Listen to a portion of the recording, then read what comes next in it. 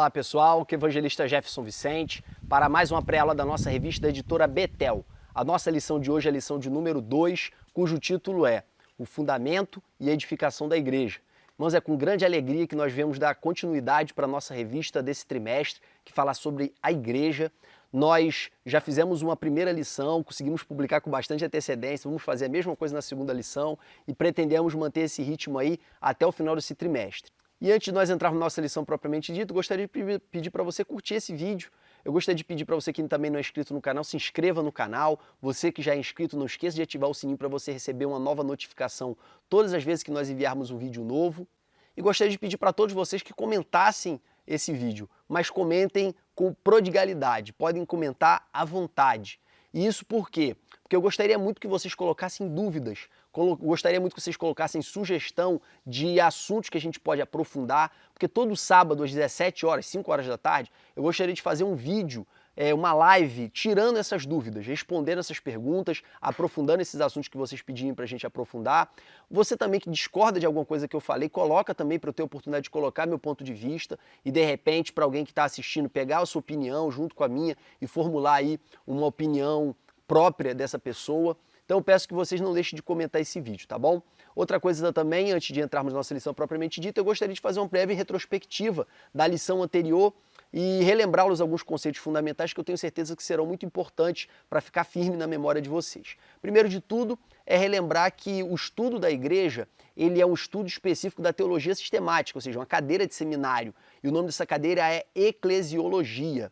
Tem alguns livros que abordam todos esses assuntos, são os livros de teologia sistemática. Eu uso basicamente dois, tá? Apesar de ter vários outros. Eu uso o do Thyssen e uso o do Grudem. Eu também procuro alguns materiais extras para estar discutindo ou aprofundando esses assuntos. Os livros que eu gosto muito de utilizar é o livro do John Stott, que tem um capítulo inteiro sobre a igreja, que é Ouça o Espírito, Ouça o Mundo. Eu gosto de utilizar também outros materiais que eu já tinha lido antes acerca da igreja e claro que no decorrer desse trimestre eu vou ler outros materiais e vou estar sempre publicando aqui para vocês como sugestão, caso vocês queiram adquirir algum material que venha enriquecê-los no estudo da Palavra de Deus e no estudo da igreja. Hoje nós vamos falar de fundação e inauguração da igreja, edificação da igreja. Então nós vamos usar como base aqui o livro de Mateus, capítulo 16, versículo 18 em diante, tá? A história é muito conhecida de vocês, Jesus envia os discípulos para pregar o evangelho, e aí Jesus pergunta para eles, e vocês, quem vocês dizem que o Filho do Homem é? E aí Pedro responde, tu és o Cristo, o Filho do Deus vivo. E aí vem a promessa de Jesus de edificar a sua igreja com base nessa confissão de Pedro. Mas nós vamos agora nos aprofundar em cada um desses detalhes. E esse será o nosso tópico 1, a exegese de Mateus capítulo 16, versículo 18 em diante. Em primeiro lugar, irmãos, se Jesus pergunta para os seus discípulos o que dizem os homens acerca do Filho do Homem, você precisa perceber que Jesus não se apresentava como Messias. Jesus não se apresentava como Filho de Deus. Jesus ele se apresentava como alguém que trazia a mensagem do reino de Deus. Isso era o exercício do ministério de Jesus. Ele não se apresentava como Salvador do mundo, como alguém que ia morrer e ressuscitar, pelo menos ele não diz isso publicamente para os homens, para os seus ouvintes de um modo geral. Paulatinamente ele foi revelando isso para os seus discípulos até chegar perto da grande paixão, onde ele deixa isso muito claro e os próprios discípulos reconhecem que Jesus foi claro ali na reta final, principalmente ali na leitura do livro de João. Então você percebe que Jesus ele exerce seu ministério sem dizer quem ele era. Ele exerce seu ministério pregando acerca da chegada próxima do reino de Deus e curando as pessoas, mostrando o poder do reino de Deus. Quando os discípulos voltam e ele pergunta o que os homens disseram, eles não podiam desconfiar que Jesus era o Messias, porque Jesus ele nasceu em berço nobre, Jesus ele não estava fazendo nenhum tipo de luta política, Jesus ele não fazia nenhuma propaganda contra os romanos e contra a dominação estrangeira. Então Jesus ele não tinha as características de um Messias político que estava sendo aguardado, mas ele tinha todas as características de um profeta. Porém, quando é perguntado para Pedro, Pedro responde algo completamente diferente. Tu és o Cristo. A palavra Cristo, irmãos, é a palavra grega para o equivalente hebraico Machia, Messias. Então é a mesma palavra que significa o ungido. Não tem como no Antigo Testamento falar o ungido do Senhor se referindo ao rei? Quando você vê também nos Salmos, utilizando a expressão não toqueis no meu ungido, ali, irmãos, o ungido não é o pastor da igreja, não. Muita gente usa esse texto para falar do pastor, para falar dos líderes. Tudo bem, naquele contexto histórico estava se referindo ao líder de Israel, que era o rei. Mas esse título, o ungido, hoje para nós ele é atribuído a uma pessoa só, que é o Messias, que é o Cristo, que é Jesus. Então, ele é o ungido do Senhor. Essa expressão, com artigo definido antecedendo a palavra Messias, o ungido, o Hamashia, ela se aplica ao filho de Davi, ao descendente de Davi, prometido para reinar sobre Israel.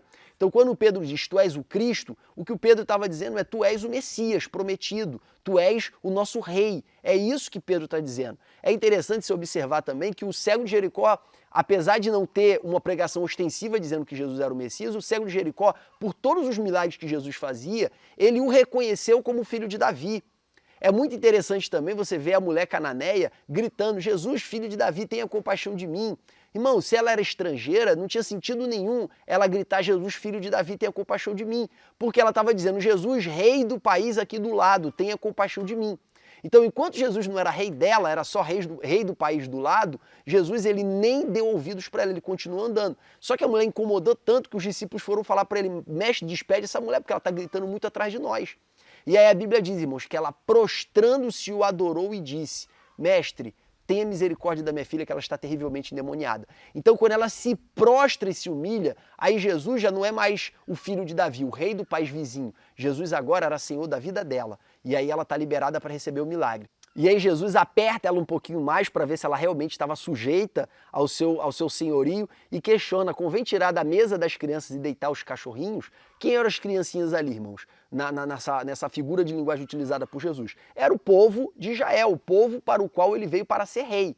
E aí ela fala, mas até da migalha que cai da mesa do seu senhor, os cachorrinhos se alimentam, do seu dono, do seu dominus. Então, ela se coloca debaixo do senhorio de Cristo, apesar de considerá-lo, de chamá-lo de rei do país vizinho. Então você vê, irmãos, que o milagre de Jesus vem não para quem reconhece ele através de uma adoração copiada dos outros, mas para quem o reconhece como Senhor de si próprio. Quando ela fez isso, ela recebeu o milagre. Então, a expressão filho de Davi, a expressão Messias, a expressão Cristo, tudo isso tem o mesmo significado, que é o rei segundo a genealogia de Davi, o rei que veio para reinar sobre Israel. Então, quando Pedro diz, tu és o Cristo, ele está falando que Jesus é o prometido, o que veio para reinar, ainda que as características visíveis dele não indicassem isso. Essa não era uma grande e extraordinária revelação, irmãos. A revelação mais profunda ainda estava por vir, quando ele diz, tu és o Cristo, o Filho do Deus vivo. A grande revelação foi, tu és o Filho do Deus vivo. Isso é revelação porque isso não tem precedente na história do judaísmo. Isso não tem nenhuma referência na história do judaísmo. Você tem uma referência muito superficial quando Deus usa Natã para dizer para Davi que o filho dele seria o filho do próprio Deus. Só que essa expressão era mais interpretada como uma figura de linguagem, como uma paternidade de Deus, no sentido do cuidado de Deus pela vida desse descendente de Davi. E não uma filiação direta, como se esse Messias fizesse parte da Trindade, tá? Essa ideia ela não estava presente ali naquele momento, e mesmo assim Pedro a pronunciou, e isso sim foi a verdadeira e grande revelação de Deus. Era impossível ter vindo da carne e do sangue, só podia ter sido o Pai Celestial a revelar. E aí depois dessa confissão, Jesus ele responde, tu és Pedro. O que é Pedro? É Petros em grego, que é uma saliência de pedra, um fragmento de pedra, uma pedrinha. Petros significa isso, pedrinha ou saliência de pedra. E Jesus diz para ele, tu és Petros, e sobre esta pedra, Jesus usa um jogo de palavras, irmãos. Tu és Petros, tu és uma pequena pedra, mas sobre esta pedra, qual pedra? Sobre esta confissão de que eu sou o Cristo, de que eu sou o Filho do Deus vivo, eu edificaria a minha igreja e as portas do Hades não prevalecerão contra ela. Irmãos, desde pequeno eu vejo esse texto ser interpretado de maneira equivocada. Em primeiro lugar, ainda em relação à questão do fundamento, eu vou deixar isso para o tópico 2, tá? Que é discutir se o fundamento era Pedro, como a Igreja Católica diz, ou se o fundamento era a confissão de Pedro, conforme a Igreja Protestante sustenta. Então esse debate vai ficar para o tópico 2. O que eu quero me apegar aqui agora é sobre a interpretação errada acerca do inferno que está escrito nesse texto. Quando Jesus diz, edificarei a minha igreja e as portas do inferno, ele está dizendo, as portas do Hades não prevalecerão contra ela. Irmão, se você fizer uma pesquisa na Bíblia, no Novo Testamento, nenhuma vez a palavra inferno ela vinha associada a diabo e seus anjos. Pelo contrário, irmãos, em todo o Novo Testamento é dito que os demônios eles atuam nas regiões celestiais. Nós vemos que a nossa guerra não é contra a carne nem contra o sangue, mas contra principado, potestade, príncipe das trevas e hostes espirituais da maldade nas regiões celestiais. Quando Satanás foi questionado por Deus no episódio de Jó, onde ele estava, ele falou que eu vim da terra de passear e rodear por ela. Então Satanás está nas regiões celestiais. Quando o anjo veio trazer a resposta para Daniel, foi nas regiões celestiais que ele foi segurado pelo príncipe da Pérsia. Você vê muito claramente que os demônios, eles não estão no inferno. A palavra inferno aí é Hades, que é reino dos mortos, também pode ser traduzido como sepultura. Então, em síntese, o que Jesus está dizendo aí? Edificarei a minha igreja e a morte não poderá detê-la. Eles vão ressuscitar junto comigo. É isso que Jesus está falando aí, tá? Nós vemos isso muito claramente lá em 1 Coríntios capítulo 15, versículo 55, onde Paulo diz: onde está, ó morte, o teu aguilhão? E aonde está, ó inferno, a tua vitória? Ali, o contexto é muito claro que ele está se referindo à morte, à vitória da igreja contra a morte. E Paulo vai dizer também ainda nesse texto que o último inimigo a ser vencido é a morte. Então, Cristo vai entregar o reino ao seu Pai, quando todas as coisas lhe estiverem submissas. E a última é a morte. Com efeito, irmãos, todo mundo há de ressuscitar. Os salvos vão ressuscitar na primeira ressurreição e os ímpios vão ressuscitar na segunda ressurreição. Então a morte vai ser aniquilada na obra eterna de Deus, na pessoa de Cristo Jesus. E quando a morte for aniquilada, que vai morrer depois da segunda ressurreição, em que as pessoas que participaram da segunda ressurreição vão ser jogadas no lago de fogo, conforme Apocalipse capítulo 20, Cristo vai devolver o reino ao seu Pai. Então convém que ele reine até que isso aconteça. Então a ideia aí de inferno não tem nada a ver com demônio, nada a ver. Ela tem a ver com morte. Tive um pequeno probleminha, irmãos, com relação à bateria da câmera, tive que recarregar, então estou gravando de novo aqui em outro horário. Mas vamos lá, voltando para a frase de Jesus, edificarei a minha igreja, é importante destacar que essa palavra edificarei, ela indica duas coisas para nós. Em primeiro lugar, que essa edificação vai ser no futuro. Nós vamos ver no nosso tópico 4 que o dia dessa fundação da igreja, o dia dessa edificação, pelo menos o ponto de partida dela, foi o dia de Pentecostes. Nós vamos desenvolver esse assunto no nosso tópico 4. E a segunda informação que nós temos aqui nesse edificarei é que esse verbo está conjugado na primeira pessoa do singular do futuro. Então, Jesus vai edificar. Em outro momento, nós vamos encontrar também Paulo falando que é Deus que edifica a igreja. E nós vamos encontrar também no momento que nós falamos dos dons espirituais e dos dons ministeriais, que esses dons eles são dados pelo Espírito para a edificação da igreja. Então, o primeiro responsável pela edificação da igreja é Deus. Deus é o primeiro responsável. Nós vamos encontrar, porém, em 1 Coríntios capítulo 3, Paulo falando acerca dele de Apolo, dizendo o seguinte: eu plantei, Apolo regou, mas foi Deus quem deu o crescimento. Nós somos apenas colaboradores de Deus. Então, quem dá o crescimento é Deus e nós somos apenas cooperadores. O que Paulo estava querendo dizer com isso? Que a obra de fazer a igreja crescer, e aqui eu não estou falando apenas de crescer de quantidade, eu estou falando de crescer a nível de maturidade espiritual, de se desenvolver, quem faz isso acontecer é Deus e não nós. Nós apenas colaboramos em alguma medida. E ele vai continuar usando outras imagens também para se referir à igreja, como o edifício. Ele fala ali da lavoura e fala do edifício. Já em relação ao edifício, ele fala que cada um tome bastante cuidado como vai construir em cima do fundamento que está posto. E esse fundamento é Jesus. Nós vamos usar esse versículo daqui a pouco, conforme eu já avisei vocês anteriormente. Então, para Paulo, nós somos cooperadores, nós somos delegatários de uma fração, de uma parte da obra de Deus de edificar a sua própria igreja. E como é que os homens edificam a sua própria igreja? Eles edificam sendo agentes de Deus. Eles são agentes de Deus quando eles aconselham, exortai-vos uns aos outros, quando eles admoestam, corrigem uns aos outros, por isso está escrito admoestai-vos uns aos outros, quando eles ensinam uns aos outros, ensinai-vos uns aos outros, quando eles levam as cargas uns dos outros, e o mandamento diz, levai as cargas uns dos outros. Então todas as vezes que nós cumprimos todos esses uns aos outros, que a Bíblia nos determina, as mutualidades, nós estamos trabalhando na edificação da igreja. E não somente isso, quando nós exercitamos os nossos dons também. Paulo fala lá em 1 Coríntios capítulo 14 acerca dos dons espirituais, que eles são para a edificação. Então vamos dar um exemplo aqui, claro, para depois entrar no texto de 1 Coríntios capítulo 14. Se eu gosto muito de músicas em inglês e acho que os louvores são abençoados, são tremendos, são louvores com um nível de espiritualidade tremenda, eu posso cantar esses louvores na minha igreja que ninguém fala inglês? Óbvio que não. Por quê? porque Deus é o destinatário final da adoração. Porém, a forma como a adoração é feita, ela contribui para a edificação do corpo. Então, quando eu louvo um hino que todo mundo sabe cantar, eles cantam juntos, então eles são edificados, fortalecidos. Edificar é construir, é fortalecer. Tudo isso está relacionado com a ideia da palavra edificar. Então, quando eu canto um cântico que todo mundo pode participar, eu estou colaborando com a edificação da igreja, adorando a Deus. Então, a adoração ela é tanto para Deus, no seu resultado final, quanto para a igreja na sua forma. Então, se eu falo em línguas comigo mesmo, eu falo para minha própria edificação, porque eu falo mistérios entre mim e Deus. Mas se eu falo em línguas atrapalhando o culto, eu não estou edificando a igreja, porque ninguém está entendendo o que eu estou falando. É isso que Paulo deixa muito claro em 1 Coríntios capítulo 14. A profecia serve para edificar, consolar e exortar.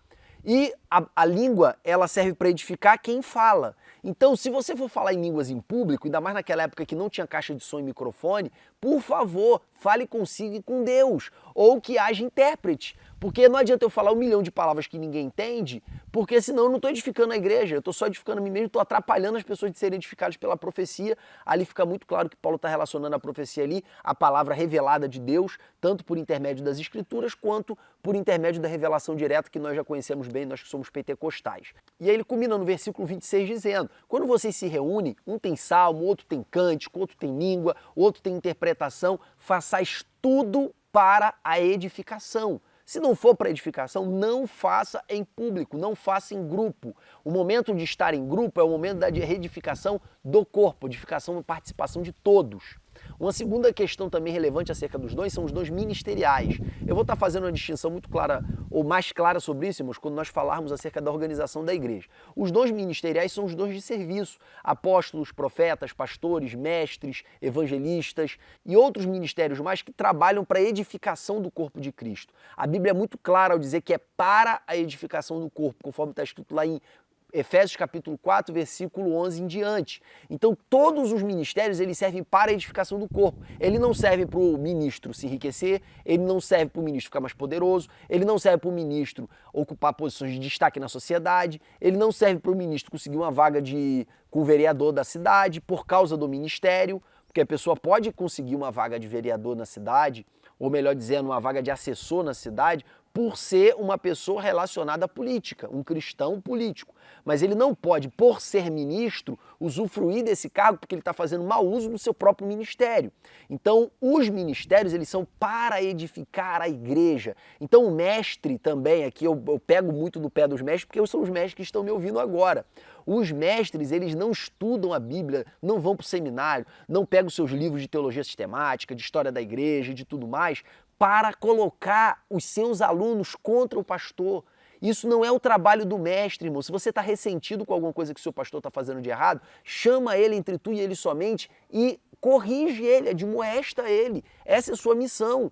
Agora, é muito errado você pegar a sua função, o seu ministério que serve para unir o corpo, para fortalecer a unidade do corpo e usar o seu ministério para despregar o que o pastor pregou. Então, nosso trabalho não é esse, o nosso trabalho é edificar, é fortalecer, é intensificar a união do corpo. Então a gente pega aquilo que a gente concorda e fortalece, e não pega as nossas pequenas divergências e alimenta. E ainda sobre esses comportamentos que eu devo evitar para não comprometer o trabalho de edificação da igreja, o fortalecimento da igreja, Paulo dá várias referências acerca de coisas que a gente não pode fazer pensando na edificação. Por exemplo, Romanos capítulo 14, todos os versículos, irmãos, que eu estou citando aqui, apesar de eu não dizer o versículo exato ou o texto exato, tá no esboço que eu disponibilizei para vocês na descrição do vídeo, tá? Em Romanos capítulo 14, Paulo fala acerca dos alimentos impuros. Ele fala, olha só, irmãos, comer coisas que para alguns é impuro, não te torne impuro. Porém, se você come perto daquele que acha que isso é pecado, você ofende a consciência dele. Não aproveite da tua liberdade em Cristo para matar a obra de Cristo na vida do teu irmão, escandalizando ele. Façais tudo para edificação. Em 1 Coríntios capítulo 8, que é o versículo que eu cito aqui o tempo todo, porque eu estou falando para mestres, a Bíblia diz que o conhecimento incha, mas o amor edifica. Então, quando a gente estuda demais, às vezes, a gente fica chato e começa a criar situações complicadas, conforme eu já acabei de falar para vocês acerca do ministério do mestre. Mas quando a gente ama, a gente procura agregar, a gente procura juntar. Paulo também fala para a gente não dizer palavras torpes, porque As palavras torpes, elas não servem para agregar. Antes, falai aquilo que edifica. Paulo também fala no contexto de debate teológico, para a gente não se envolver em debate teológico antes de só falar aquilo que edifica. Então tem vários comportamentos que eu necessariamente preciso evitar pelo bem do corpo, para a edificação, para o fortalecimento, para a construção do corpo de Cristo. E essa obra, irmãos, ela é delegatária. Deus é o titular dessa obra. Nós apenas somos delegados de Deus, ou na linguagem de Paulo, embaixadores de Deus. Nós não somos o dono da obra. Então, quando a gente usa os nossos dons, usa o nosso ministério, usa a nossa boca, para ao invés de cumprir a vontade de Deus na nossa vida, que é edificar, enfraquecer a igreja, o que a gente está fazendo na realidade, irmãos, é desobedecendo a Deus, é lutando contra Deus.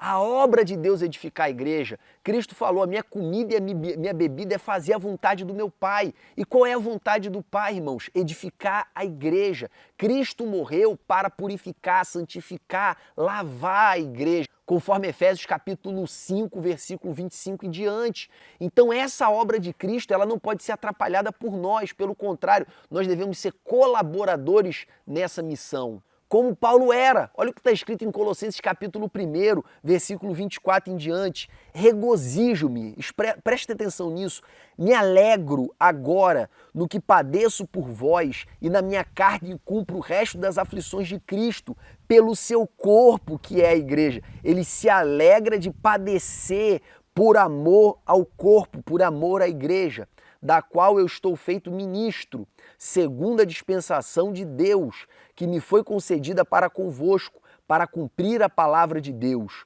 o mistério que esteve oculto desde todos os séculos e em todas as gerações, e que agora foi manifesto aos seus santos. Ele está falando da igreja, aos quais Deus quis fazer conhecer quais são as riquezas da glória deste mistério entre os gentios, que é Cristo em vós, esperança da glória, a quem animamos, admoestando a todo homem e ensinando a todo homem em toda sabedoria, para que apresentemos todo homem perfeito, teleios, maduro em Jesus Cristo, e para que isto também trabalho, combatendo segundo a sua eficácia, que opera em mim poderosamente. Então olha o que Paulo está falando. Paulo se alegra de padecer pelo corpo de Cristo, que é a igreja. Ele se alegra de completar em seu corpo as aflições que faltam a Cristo.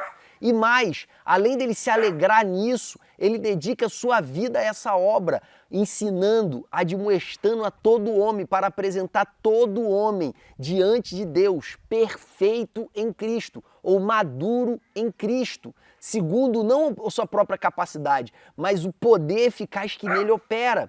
Então você vê, irmãos, nitidamente que a vida de Paulo era formar pessoas maduras para apresentá-las diante de Deus, ou seja, edificar a igreja, que é o corpo de Cristo. E nós, às vezes, irmãos, diante de tanto trabalho no decorrer da história da igreja, de homens que deram a vida para que essa palavra chegasse até nós, para que esse evangelho chegasse até nós, para que essas promessas chegassem até nós, às vezes a gente destrói isso na vida de uma pessoa com uma frase, às vezes a gente destrói isso na vida de uma pessoa com uma palavra, às vezes a gente destrói isso na vida de uma pessoa com um olhar de desdém.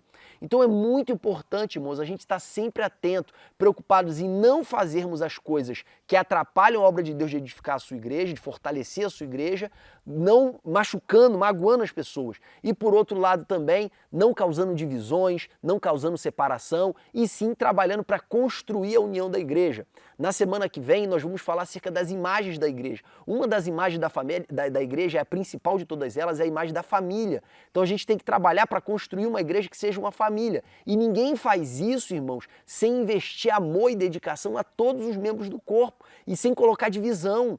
Então, edificar a igreja é uma obra de todos nós, deve ser a nossa comida e a nossa bebida, como era a comida e a bebida de Cristo. Vamos agora para o nosso tópico 2, que fala acerca da autoridade da igreja.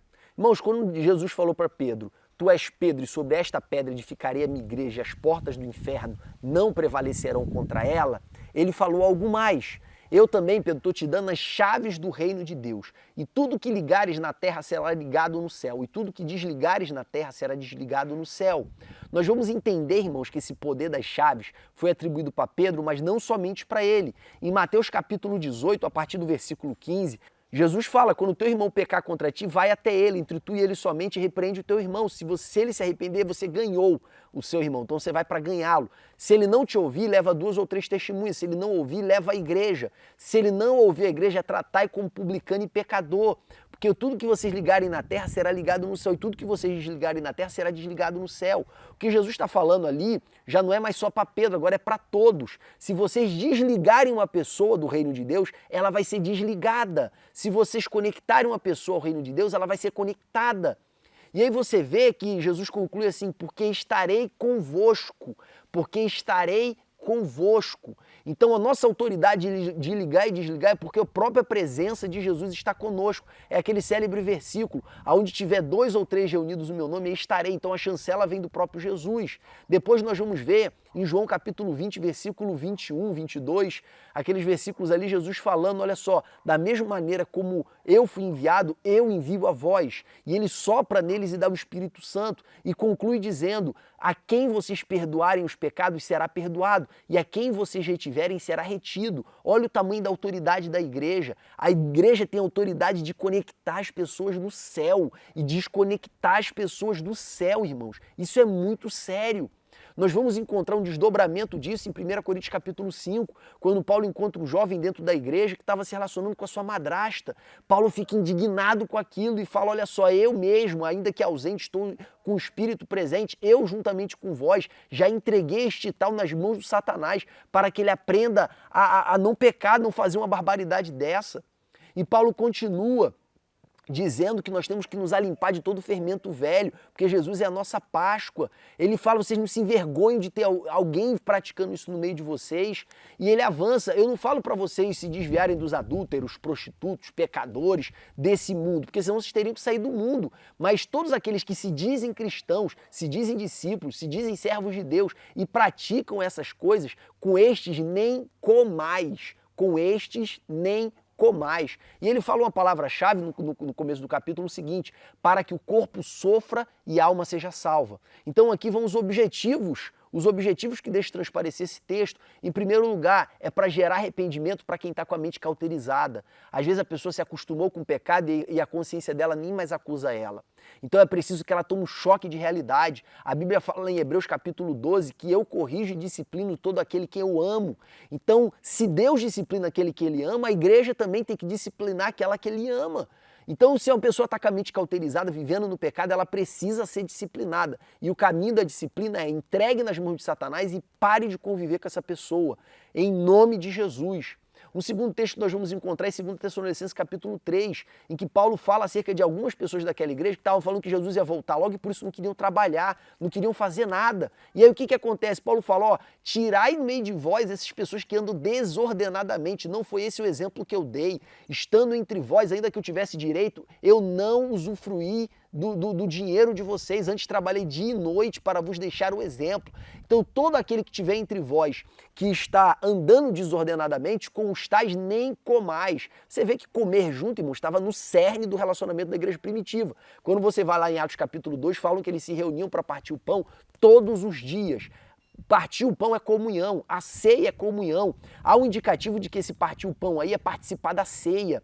Então, nós encontramos Paulo falando acerca dessas pessoas que queriam andar desordenadamente, que elas não deveriam comer junto com os irmãos da igreja, que eles deveriam excluir essa pessoa do convívio. Mas Paulo fala outras duas coisas. A primeira delas, porém, não vos canseis de fazer o bem.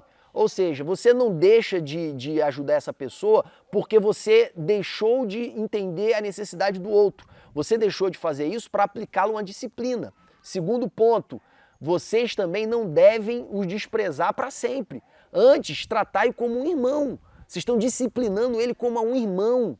Então, se ele se arrepender, traz para o convívio de volta. Essas duas ressalvas Paulo deixa muito claramente no texto que eu deixei aqui para vocês na descrição do nosso vídeo. Outra questão importante também, irmãos, relacionados com esse assunto, é que, segundo Pedro e Judas, falam de homens pecadores que contaminavam os banquetes que a igreja fazia. Então, o segundo objetivo de disciplinar as pessoas é manter a pureza do corpo. Por quê, irmãos? Porque as pessoas se influenciam. Então você permite que uma pessoa que está vivendo deliberadamente no pecado, no meio do corpo, ela vai contaminar outras pessoas também. E a terceira é zelar pelo nome de Cristo, porque a igreja é o corpo de Cristo na terra, é o representante de Cristo na terra. Se a igreja, irmãos, ela se comporta de maneira leviana nesse mundo, automaticamente o corpo de Cristo vai ser visto de maneira leviana nesse mundo. Irmãos, quando um cristão ele ofende alguém, quando um cristão é mau caráter com alguém, essa pessoa ela não fica só contra aquele cristão ou só contra a igreja daquele cristão. Aquela pessoa fica contra o evangelho, porque ela pensa que todo crente é daquela forma, ela pensa que ser da igreja é ser daquela forma. Então a gente contamina, a gente macula o nome de Cristo. Então esses são os três principais objetivos: disciplinar a pessoa por amor a ela, para que ela acorde, manter a pureza do corpo e zelar pelo nome de Cristo. Zelar pelo nome de Cristo, irmãos, não é o principal motivo. Zelar pela pureza do corpo não é o principal motivo. O principal motivo é cuidar daquela pessoa para que ela acorde. Então a gente precisa ter essas três coisas em mente quando a gente fala de disciplina da igreja. Outra questão importante, isso aqui eu levantei há anos atrás com o meu pastor. Quando eu era dirigente de congregação, tinha uma pessoa que estava lá na igreja, já contei isso para vocês, que tinha uma namorada e tinha uma esposa. Tinha a época que ele estava na casa dessa namorada, que era amante dele, tinha a hora que ele estava na casa da esposa. E ele ia e voltava, e um dia ele chegou para mim: não, Jefferson, pastor, eu quero ficar com a minha esposa, eu quero reconstruir minha família, eu quero voltar para a presença do Senhor. Eu falei: amém, meu irmão. Conversei com ele, dei uma palavra para ele e marquei para ele se apresentar na reunião de ministério. Você foi? Ele também não. Ele também não foi. E aí o que aconteceu? Essa falta dele, eu já imaginei o que era, mas eu fiquei quieto. Passou um domingo, 2 domingos, 3 domingos, 4 domingos, 5 domingos, 2 meses, ele aparece na igreja. Quando ele aparece na igreja, eu falei: rapaz, o que aconteceu? Ele: eu tive uma recaída e tal. Eu falei para ele: eu tenho uma palavra para você. Estou te entregando nas mãos de Satanás. Ele arregalou o olhão, ficou assustado. Eu li o texto com ele de 1 Coríntios capítulo 5. Eu falei: você está vivendo igual esse camarada aqui da igreja de Corinto. Você está com a mente cauterizada. Você precisa sofrer para que o corpo sofra, mas a alma seja salva. Para que você acorde. E eu quero te tirar de debaixo da proteção dessa igreja, debaixo da proteção da oração dessa igreja. Quando você estiver sofrendo lá fora, meu irmão, pode vir que a gente está de braços abertos para você. A mãe dele, que eu evangelizava sempre, que eu ia sempre lá visitar porque ele tinha uma irmã nas drogas, ficou assustada quando me encontrou: pastor, você entregou meu filho nas mãos de Satanás, pastor, que isso? Eu peguei o texto, mostrei para ela e falei para ela da outra filha. Eu falei: com a tua filha que é viciada em droga, que eu já levei para centro de recuperação, que eu já entrei dentro de favela atrás dela, eu fiz a mesma coisa? São situações diferentes. A menina que está na droga, que está fazendo tudo de errado, ela tem consciência pia, firme, de que ela está no pecado. Mas o teu outro filho, ele está vivendo num lugar e no outro, brincando com o sentimento dos outros. E de vez em quando ainda vem na igreja, ele está achando que pode viver assim até onde não der mais. Ele não está determinado a mudar de vida. Então são situações completamente diferentes. E ela entendeu, e como eu já tinha um bom testemunho naquela família, eu continuei visitando aquela casa, continuei visitando aquela família, até que depois eu tive a triste missão de sepultar essa menina que eu tanto ajudei, que eu tanto procurei cuidar em Cristo Jesus, mas ela infelizmente ela não se rendeu completamente a Cristo, voltou para a droga e acabou morrendo, e eu que fiz o funeral dela, foi muito triste. Mas eu estou falando isso para vocês, irmãos, para vocês entenderem o poder que a igreja tem de desconectar as pessoas do céu. E aí, tendo em vista isso, esses textos, eu conversei com o meu antigo pastor presidente, eu falei: pastor, a gente não pode excluir, pastor, quem confessa. Essa história de excluir quem confessa para depois devolver para a comunhão de novo 2 meses depois, isso está errado. Porque a gente tem o poder das chaves. O que a gente desconecta na terra é desconectado no céu. Se a gente exclui uma pessoa, a gente está tirando ela do céu. A gente tem essa autoridade. Cristo nos confiou esta autoridade. E depois que eu falei isso para ele, ele mudou a doutrina da igreja. A partir daquele momento, as pessoas que, ou um tempo depois, na verdade, aquelas pessoas que pecavam e confessavam o pecado já não eram mais excluídas, elas eram suspensas. Ficava um período de prova e depois voltava para a comunhão de novo. Então houve uma distinção entre suspensão e exclusão. E é essa a sugestão que eu faço para vocês, irmãos. Reflitam sobre isso, você é pastor, e aplique isso na sua igreja. Não vamos desconectar do reino de Deus quem já se quebrantou, quem já se arrependeu. O objetivo da exclusão, de separar, de segregar a pessoa do nosso convívio, é para constrangê-la e não para puni-la. Outra questão também, aí tem gente que pensa que disciplina é punição. Irmãos, toda a punição que nós merecíamos já foi cumprida na cruz do Calvário. Nenhuma condenação há para aqueles que estão em Cristo Jesus. Então, qualquer punição que o meu pecado merecia, os que eu já pratiquei, os que eu ainda vou praticar, já foram crucificados na cruz com Cristo. Eu já fui julgado culpado, a minha pena já foi executada e hoje eu posso viver a vida que já não é mais minha, mas é de Cristo, porque Ele comprou com o seu próprio sangue. Então, não é punição, é disciplina. Agora, lembrando, se a pessoa não está arrependida, ela tem que ser desconectada do reino de Deus pela autoridade da igreja. Qual o problema disso, irmãos? O problema disso, no decorrer da história, a gente viu. A Igreja Católica alvorava para ser essa autoridade, e aí tinha um rei que não gostava do Papa, ou estava em conflito com o Papa, o Papa aí excomungava o rei. Excomungar é tirar da comunhão, tá? É a mesma coisa que excluir na nossa igreja, é a mesma coisa com linguagens diferentes. Então, excomungar alguém é tirá-la da comunhão, usar esse poder das chaves. E qual era o problema dessa utilidade? Que ela se tornou uma utilidade política. O rei que vinha contra a igreja excomungava. Às vezes tinha briga de um papa com o outro, porque também era um cargo político, e um papa excomungava o outro. Então você vê que isso foi usado de maneira totalmente arbitrária no decorrer da história da igreja. Em muitos momentos foi usado de maneira correta, inclusive no seio da igreja católica, mas em muitas outras vezes foi usado de maneira arbitrária. Então, irmãos, como uma igreja saudável, como uma igreja sadia, como uma igreja verdadeira, nós devemos nos preocupar em exercer a disciplina eclesiástica, mas sempre de maneira séria, sempre com temor, sempre com tremor e sempre com amor. Não pode faltar amor, porque é uma autoridade e um poder muito grande para a gente exercitar de qualquer maneira. E aí você pode se perguntar, Jefferson, qualquer igreja pode excluir? Se essa igreja, independente se ela é certa ou errada, ela usou o poder das chaves? Eu penso que não, irmãos. Em Mateus 18, do versículo 15 em diante, nós vemos que Jesus dá autoridade para a igreja de ligar e desconectar, mas ele diz, porque onde tiver 2 ou 3 reunidos no meu nome, aí estarei. Então o poder de ligar e desligar, ele está relacionado à presença de Jesus no meio da igreja. Então uma igreja que não tem a presença de Jesus, ela não tem esse poder. Esse poder é apenas fake, ele é apenas falso. Nós vamos encontrar também em João, no capítulo 20, versículo 22, Jesus soprando sobre ele o Espírito e dizendo, a quem vocês perdoarem será perdoado, e quem vocês retiverem não será perdoado. Mas essa autoridade veio depois de Jesus soprar o Espírito. Então uma igreja que não tem o Espírito Santo, ela também não tem essa autoridade. Essa autoridade, ela é marcada pela presença de Jesus entre nós e pelo poder do Espírito em nós. Então uma igreja que não tem essas duas coisas, ela também não tem essa autoridade. E quem é a igreja que não tem isso? É a igreja falsa, a igreja que não é verdadeira, a igreja que não passa naqueles testes que nós encontramos tanto em Lutero quanto em Calvino, que é pregar a mensagem da palavra pura e também empregar os sacramentos de maneira correta, e um terceiro requisito acrescentado pelo Augusto Nicodemos, que é o exercício da disciplina eclesiástica. Uma igreja que não tem essas 3 características, ela não tem autoridade espiritual para ligar e desligar ninguém. Caso contrário, eu e você estaremos desligados do reino dos céus, porque a igreja que sucedeu à igreja primitiva no ponto de vista histórico, ela nos desconectou na reforma protestante. Todos nós somos excluídos do ponto de vista da institucionalidade católica. Outra questão importante, esse é o nosso tópico 3, é acerca do fundamento da igreja. Paulo disse, meus irmãos, de maneira muito clara, em 1 Coríntios, capítulo 3, versículo 11, ninguém pode colocar outro fundamento além daquele que já está posto. Quando Jesus disse para Pedro, tu és Pedro e sobre esta pedra edificarei a minha igreja, Jesus estava fazendo um jogo de palavras. Tu és uma saliência de pedra, mas sobre esta pedra, esta confissão que você acabou de proferir, edificarei a minha igreja. A Bíblia, irmãos, interpreta a Bíblia. Se você for para 1 Coríntios capítulo 3, versículo 11, fica claro que Jesus é o fundamento.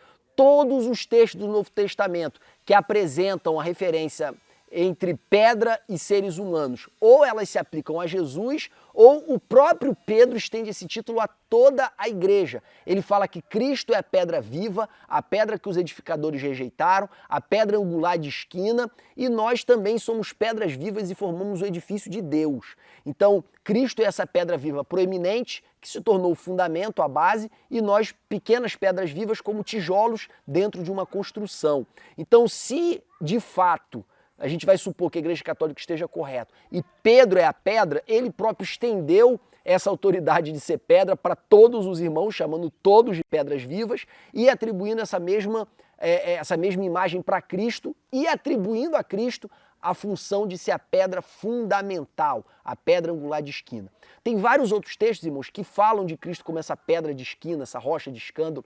Isso são citações de dois textos diferentes do Antigo Testamento. Um que fala que ele é essa pedra de escândalo, essa pedra de tropeço, e um outro que ele fala que ele é a pedra angular. O que é a pedra angular? É uma pedra que fica sobre duas colunas, formando um arco. Isso é a pedra angular. Por isso que diz que sobre aquele em quem essa pedra cair, este tal vai ficar em pedaços, vai ficar esfarelado por causa do peso dessa pedra. E aí juntaram com outro texto de Salmo que fala que também haverá uma pedra de tropeço, uma pedra de escândalo. Esses dois textos são juntados e Mateus faz uma citação desses dois textos juntos. Nós vamos encontrar também Lucas fazendo uma citação desses dois textos juntos. Nós vamos encontrar Paulo em Romanos capítulo 9, versículo 33, fazendo a citação desses dois textos juntos. E nós vamos encontrar algumas vezes essa citação desse texto sendo feita de maneira separada. E outros textos estão todos aí no roteiro que eu preparei para vocês, que está na descrição do vídeo. Jefferson, por que você está toda hora se remetendo ao roteiro? Porque é muito versículo e eu não tenho como ler todos eles, senão a aula vai perder a dinâmica. Então eu estou remetendo vocês para vocês poderem se aprofundar no roteiro. E um quarto assunto, que é o nosso tópico 4, fala acerca da inauguração da igreja. Irmãos, eu pretendo aprofundar esse assunto da inauguração da igreja quando eu falar da igreja como povo de Deus na lição 3 e da igreja como povo de Deus na lição 13, que fala da relação da igreja com Israel, que eu estou prometendo falar com vocês desde a lição 1. Por que isso? Porque vocês vão perceber, irmãos, que a base para nós entendermos que a fundação da igreja foi a descida do Espírito Santo está toda no Antigo Testamento. Se você olhar para o Antigo Testamento, Êxodo capítulo 19 ao 24, vocês vão ver a aliança de Deus com Israel, a aliança do Sinai. Primeiro Deus fala para Moisés, Moisés, avisa para o povo que se eles quiserem me obedecer, eles vão ser minha propriedade peculiar entre todos os povos, eles vão ser um reino sacerdotal, eles vão ser uma nação separada. Fala para eles, Moisés, se eles aceitarem, eu vou constituir essa aliança com eles. Moisés desce, o povo aceita, eu chamo isso de pré-contrato. Quando Moisés volta, Deus fala para ele, então tá, então eu vou pronunciar meus mandamentos para o povo e depois o povo vai confirmar se aceita ou não. Deus começa a proclamar os seus mandamentos do Monte Sinai, o monte estava fumegando, saindo fumaça, e o povo estava lá embaixo, o povo se apavora e fala para Moisés, Moisés, fala tu conosco para que não morramos, para que não pereçamos, e não Deus. Aí o que acontece? Moisés ele vai para a presença de Deus e o povo foge para longe do monte. E Deus já tinha citado os 10 mandamentos para o povo de maneira audível e cita os demais mandamentos diretamente para Moisés. Esses são os capítulos 19 ao 24. No 24, Moisés pega esses mandamentos, escreve num livro, asperge o sangue dos animais sobre o povo e diz, este sangue é o sangue da aliança que o Senhor tem feito com vós. E pega esse livro e transforma esse livro no livro da aliança. Essa é, como eu vou dizer, a assinatura desse pacto. Como aconteciam os pactos de suzerania lá no período bíblico, aconteceu também com o povo através do derramamento de sangue. Nós vamos ver esse pacto, essa aliança sendo renovada na vida do povo de Israel ainda, nas planícies de Moabe, às vias de atravessar o Rio Jordão. Moisés, antes de ser levado por Deus, ele renova essa aliança. Josué, em Josué 24, ele também renova essa aliança. Ele chama o povo e fala, olha só, eu não trouxe vocês aqui para vocês se entregarem para os outros deuses. Agora, se vocês querem servir ao Senhor, vocês sirvam. Eu, porém, em minha casa serviremos ao Senhor. Tem muita gente que usa esse texto como uma palavra profética. Josué não estava dando uma palavra profética, ele estava dando uma palavra de ordem. Ele estava falando, eu e a minha casa. Ele estava falando como chefe de família. Eu e a minha casa serviremos ao Senhor. E aí o povo fala, não, Josué, nós também serviremos. E aí Josué renova a aliança com Deus. Nós vamos ver essa aliança sendo renovada novamente lá nos dias de Josias, quando ele redescobre a lei. E nós vamos ver, por último, essa aliança sendo renovada nos dias de Neemias e Esdras, em que eles leem a lei para o povo e renovam a aliança com Deus. E que renovo é esse? É o comprometimento do povo em obedecer aqueles mandamentos para serem um povo peculiar de Deus entre todos os povos da terra. Só que vem Jeremias no capítulo 31 e diz, olha só, os vossos pais, eles quebraram a aliança que eu fiz com eles no Sinai. Porém, eu estabelecerei com eles, com a casa de Judá e com a casa de Israel, uma nova aliança, não conforme a aliança do passado, porque ela foi violada, mas uma nova aliança, em que eu colocarei a minha lei nos seus corações, e dos seus pecados eu não lembrarei mais. Isso está em Jeremias capítulo 31, do versículo 31 ao 34. Irmãos, essa promessa de uma nova aliança, ela é a base de uma virada de paradigma, que só vai acontecer lá na última ceia, em que Jesus fala, toma esse corpo, bebe este sangue, porque este cálice é o novo testamento, a nova aliança no meu sangue. Então Jesus mostra que a profecia de Jeremias estava sendo cumprida na vida dele através do seu sacrifício. Assim como os animais foram mortos e o sangue foi aspergido no povo, o sangue de Cristo agora, ele marca essa nova aliança. Então, Jefferson, a igreja primitiva ela foi fundada no momento da última ceia? Ainda não. Por que ainda não? Porque a profecia dizia, colocarei a minha lei nos seus corações. E o que é isso? Colocarei a minha lei nos seus corações. Para a gente entender isso, a gente vai ter que recorrer a Ezequiel 36 e Ezequiel 37, onde está escrito, tirarei o coração de pedra, colocarei um coração de carne, porém em vocês um espírito novo, espírito renovado, não o espírito de Deus. E porei sobre vós, ou em vós, o meu espírito. Então, essa promessa de pôr em vós o meu espírito, ela é culminada com a seguinte afirmação, e aí vocês vão me obedecer, e aí vocês vão cumprir a minha lei. Então o que vai capacitar o homem de cumprir a lei do Senhor é a ação da terceira pessoa da Trindade, a ação do Espírito Santo. Irmãos, foi muito fácil conectar Ezequiel 36 e 37, juntamente com Joel 2, que fala que esse Espírito seria derramado sobre toda a carne, junto com Jeremias 31, que fala que a lei do Senhor ia ficar gravada no nosso coração, e sintetizar que o cumprimento dessa profecia iria acontecer no derramar do Espírito Santo. É por isso que João Batista enfatizava, ele vos batizará com Espírito Santo e com fogo. Espírito Santo para quem se arrependeu e fogo para quem não se arrependeu. Então essa é a pregação de João Batista e essa é a mensagem de Jesus. Esta é a nova aliança do meu sangue. Jesus cumpre uma parte da profecia, que é dos seus pecados não me lembrarei mais, mas faltou a parte de colocarei a minha lei nos seus corações. Em que momento isso acontece? No dia de Pentecostes. É por isso que o dia de Pentecostes é o dia da fundação da igreja, porque é no dia de Pentecostes que todos os elementos da nova aliança, eles estão estabelecidos para Israel. O primeiro elemento, a morte de Cristo. Os seus pecados não me lembrarei mais, referência lá a Jeremias 31, 34. E porei a minha lei nos seus corações, a descida do Espírito Santo. A descida do Espírito Santo é tanto a marca, irmãos, da igreja que está nascendo, que a primeira mensagem de evangelização, a primeira conversão em massa, os primeiros milagres, todos aconteceram após a descida do Espírito Santo. A identidade daquele grupo como uma igreja, como um corpo, ele começou a partir do Espírito Santo. E nós vamos ver que os gentios, eles só foram integrados à igreja por causa do Espírito Santo. Pedro, irmãos, ele estava resistindo. O livro do Juan Carlos Ortiz, O Discípulo, que eu já citei para vocês aqui na lição passada, ele fala acerca das santas tradições protestantes. São tradições tão fortes, tão fortes, tão fortes, que a pessoa, ela às vezes prefere desobedecer a Deus do que desobedecer a tradição. Deus dá uma visão para Pedro dos animais impuros no lençol, e Pedro fala, não vou comer não. Deus teve que mandar de novo e falar, come, e ele não.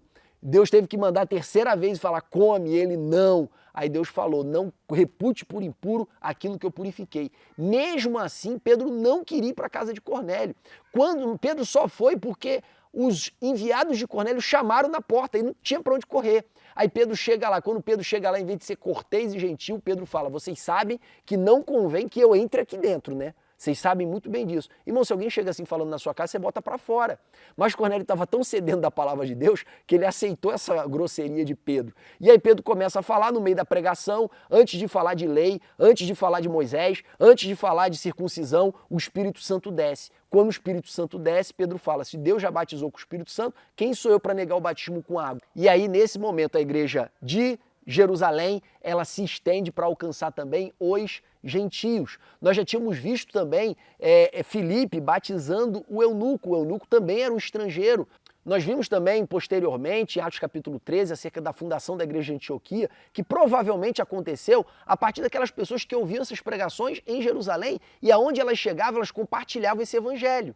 Então fica muito claro, irmãos, fica muito claro que a marca que define a igreja como igreja é a descida do Espírito Santo. Primeiro em Atos 2, depois em Atos 10, lá na casa de Cornélio, e a partir desses dois atos maravilhosos, nós encontramos um novo povo, composto tanto de judeus quanto de gentios, que é a igreja. Igreja para a qual nós devemos trabalhar para edificar, para fortalecer e para animar e para exortar e para fazer tudo aquilo que eu já falei na lição de hoje. Então, irmãos, essa é a minha pequena contribuição. Eu tenho certeza que o texto que está aqui na descrição do vídeo vai ajudar e muito mais porque ele cita os versículos. Espero que tudo isso possa abençoar a sua aula e edificar a sua vida em nome de Jesus. Amém.